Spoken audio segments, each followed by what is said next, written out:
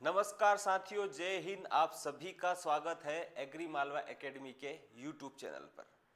दोस्तों, इस वीडियो को शेयर कर दीजिए क्योंकि इसमें हम आरएयू की वेटिंग और ज्वाइनिंग के साथ साथ ATM, BTM, soil testing lab और जो विशेष भर्ती अभियान पर जो डिसेबल्ड कैटेगरी में यानी कि दिव्यांग कोटे से जो वैकेंसी निकली थी, जिसमें इंटरव्यू होगा या नहीं होगा, इस सब पर चर्चा करने वाले हैं। तो सबसे पहले तो इस वीडियो को शेयर कर दीजिए। एक एक करके सारे पॉइंट्स हम यहाँ पर समझेंगे, जानेंगे और करना क्या है इस पर भी चर्चा करेंगे, है ना। तो यहाँ पर जो स्टूडेंट्स परेशान हो रहे हैं आरएयू की ज्वाइनिंग और आरएयू की वेटिंग के लिए, तो वो उन लोगों के लिए, उन सभी स्टूडेंट्स के लिए मैं यह वीडियो लेके आया हूँ। मुझे इस वीडियो को बनाने की ज़रूरत यह पड़ गई कि आप सब लोग क्या है, संगठित नहीं हो पा रहे हैं, ना तो मानसिक रूप से, ना ही आप भौतिक रूप से कहीं इकट्ठे हो पा रहे हैं सभी एक साथ, क्योंकि ज़्यादा पॉपुलेशन है नहीं। और जो बहुत सारे बच्चे हैं वह क्या है, वेटिंग में है, अभी वेटिंग क्लियर हुई नहीं है। जिनका वेटिंग क्लियर होकर डीवी हो गया है उनकी तादाद कम है, इसलिए शायद ये सारी समस्या हो रही है। मैं बता रहा हूँ, कम से कम 800 स्टूडेंट है जिनका भला होने वाला है अगर एक साथ आरईओ की ज्वाइनिंग, वेटिंग, एटीएम, बीटीएम की ज्वाइनिंग हो जाए, एमपीटेट का भी अगर वेटिंग क्लियर हो जाए तो कम से कम 800 स्टूडेंट्स का यहाँ पर भला हो जाएगा। और फिर भी बता रहा हूँ, 800 स्टूडेंट्स कम नहीं होते हैं, है ना। अभी तो पहली ही वेटिंग क्लियर हुई है, अभी तो सेकंड वेटिंग लिस्ट आनी है आरईओ की। पिछली बार 3 वेटिंग क्लियर हुई थी आरईओ की एग्जाम, जिसमें मात्र 650 वैकेंसी थी। इस बार 1852 वैकेंसी है, जिसमें 3 वेटिंग लिस्ट यहाँ पर भी आएगी। तो है ना, समय व्यर्थ ना करें वे लोग जिनके अच्छे नंबर हैं, जिन्हें उम्मीद है कि हमारी वेटिंग क्लियर हो जाएगी। वे लोग जैसा हम अभी बता रहे हैं वैसा करने की कोशिश करें। अगर आप नहीं कर पा रहे हैं सब इकट्ठा होकर यह काम, तो इसकी जिम्मेदारी मैं लेने की कोशिश करता हूं कि मैं आप सबको इकट्ठा करने की कोशिश करूंगा। इंदौर में नहीं तो कम से कम भोपाल में आप सभी को इकट्ठा करके हम यहां पर एक काम कर सकते हैं कि हम अपने अधिकार के लिए, अपने अस्तित्व के लिए लड़ सकते हैं, है ना। आपको यहाँ पर पढ़ाई नहीं करना है, आपको एग्जाम फॉर्म सबमिट नहीं करना है, आपको बस क्या करना है कि आपको सशरीर उपस्थित होना है। समय और जगह हम आपको बता देंगे, है ना। तो आप सभी स्टूडेंट्स जो इसमें लीड कर रहे हैं कि हमें भोपाल जाना है, किस तारीख को जाना है, जो व्हाट्सएप ग्रुप में चर्चाएं चल रही है ना, वो सभी एक बार फिर से इस पर विचार विमर्श कर ले। आरी बारी से एक एक का मैसेज आता है, भोपाल चलना है, भोपाल चलना है, लेकिन कोई सपोर्ट ही नहीं कर रहा है कि कब चलना है। पिछली बार मंडे को गए थे तो इतनी तादाद नहीं थी, कुछ 15-20 स्टूडेंट ही गए थे, जबकि मैं बात कर रहा हूँ 500 से 800 स्टूडेंट की। तो वह संख्या कहाँ है ना। तो सभी चीज़ों पर चर्चा करेंगे हम, कब कैसे क्या काम करना है, किस प्रकार से हम अपना काम करवा सकते हैं डिपार्टमेंट से, वो सब हम यहाँ पर बात करेंगे। लेकिन उसके पहले मैं आपको बता दूं कि 25 दिसंबर से सोमवार से शाम को 6 से 8 ऑफलाइन बैच स्टार्ट हो रहा है, जिसका एड्रेस आपको टेलीग्राम चैनल पर मिल जाएगा। वहाँ पर पूरा कंटेंट बना के सेंड किया है, पोस्टर पर मिल जाएगा। या सीधे से बता दूं, भंवरकुआ स्क्वायर पर एप्पल हॉस्पिटल के पास आपको आना है। ऑरेंज बिजनेस पार्क में 2nd फ्लोर 210 नंबर क्लासरूम में क्लासेस कंटिन्यू रहेगी। जो बच्चे ऑनलाइन पढ़ना चाहते हैं, एमपीटेट ग्रेड 1, एडीए और साथ में आरईओ की प्रिपरेशन करना चाहते हैं, एएफओ की प्रिपरेशन करना चाहते हैं, वह भी यहाँ पर आ सकते हैं। कुछ क्वेरी हो तो इस नंबर पे पूछ सकते हैं। एप्लीकेशन डाउनलोड करके वहाँ पर एग्रीकल्चर फाउंडेशन कोर्स में भी इनरोल कर सकते हैं। 2 साल की वैलिडिटी है, टेस्ट सीरीज है, पीडीएफ नोट्स है और उसकी प्राइस 4000 रुपये है। ओके, तो दोस्तों बात करते हैं अब हमारे पॉइंट की। हाँ, एक और बात मैं भूल गया, जो एएफओ के एस्पायरेंट्स है उनके लिए मात्र 19 रुपये में 40 टेस्ट प्रोवाइड किए हैं। एप्लीकेशन पे जाके टेस्ट सीरीज वाले सेक्शन में जाके वहां पर ज्वाइन कर सकते हैं। अब बात करते हैं एक एक से। तो सबसे पहले तो बात करते हैं आरईओ की। देखो दोस्तों, आप जो है सब व्हाट्सएप पर बड़ी भयंकर चर्चा कर रहे हैं, ट्विटर की भी बात हो रही है, कर लेना चाहिए, कोई बुराई नहीं है ना। वैसे बहुत कम जनसंख्या है जिसमें चिड़िया उड़ाने से कुछ मतलब निकलेगा नहीं।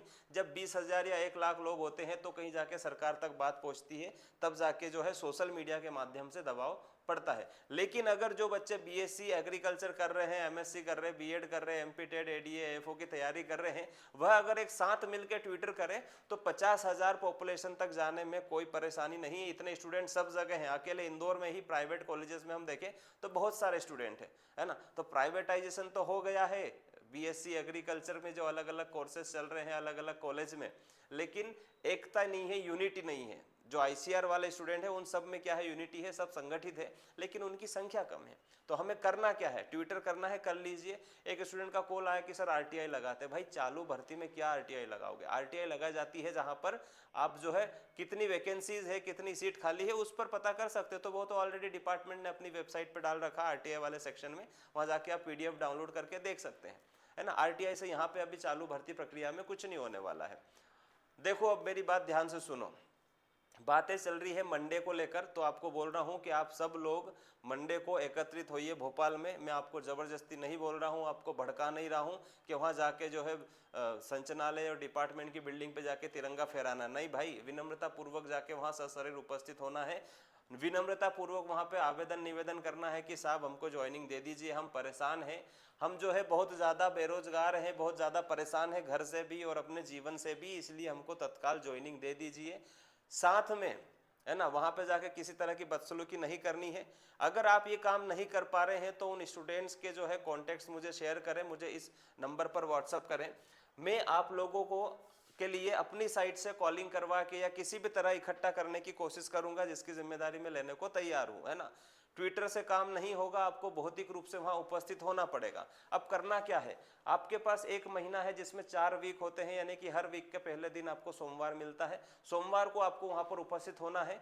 कम से कम 50-50 स्टूडेंट वहां पर चाहिए, है ना। आरी बारी से जा सकते हैं, 3-4 बार इतने स्टूडेंट वहां पहुंचेंगे, मैं बोल रहा हूं डेफिनेटली आपका काम हो जाएगा। अगर RAO की ज्वाइनिंग पहले नहीं हुई तो कम से कम ATM BTM की ज्वाइनिंग पहले हो जाएगी। और इसमें जो म्यूचुअल स्टूडेंट है कि दोनों तरफ सिलेक्शन हुआ है वो ज़्यादा नहीं है, है ना। अगर 500-600 पोस्ट में ज्वाइनिंग हो रही है, 50 बच्चे ऐसे मिलते हैं तो ठीक है, वो डिपार्टमेंट का काम है, इधर से उधर NOC करके ज्वाइनिंग दे ही देगा, है ना। और दोनों में बढ़िया सैलरी है, 25,000 है RAO में, 35,000 है ATM में, क्या बुराई है क्या? नहीं है।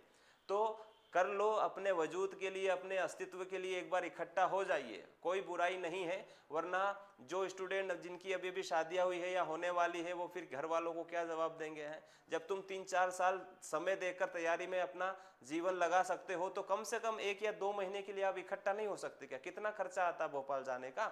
जो भी आता है अपने खुद से वहन कीजिए, यहाँ वहाँ चंदा इकट्ठा करने की क्या जरूरत है?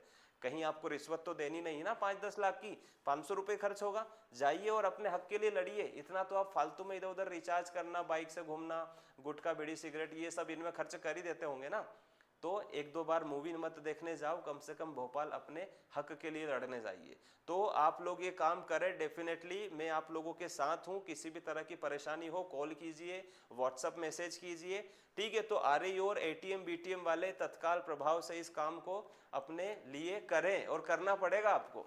दूसरी बात मैं आपको बता रहा हूं कि जो सोइल टेस्टिंग लैब वाले हैं वह ध्यान रखें, सक्रिय रहें कि आप लोगों ने आवेदन किया है और आपको सच में एकदम जरूरी है रोजगार प्राप्त करना, स्टार्टअप शुरू करना सोइल साइंस के लिए। तो बता दूं, सैंपलिंग के हिसाब से पैसे आएंगे, लेकिन ये भी एक अच्छा उद्यम है।